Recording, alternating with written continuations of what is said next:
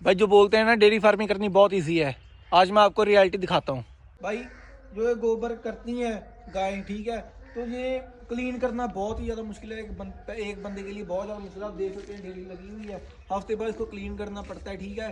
कि वैसे गंदे जगह पे ना रहे। अभी इसको साफ़ करेंगे, आके साफ़ करेंगे हम, तो ये बहुत ज़्यादा ही मुश्किल है। जो कहते हैं डेयरी फार्मिंग ईजी है, तो ये है रियलिटी डेयरी फार्मिंग की। सारा दिन इसी चीज़ में रहना पड़ता है आपको, गंदे मंदे बनकर।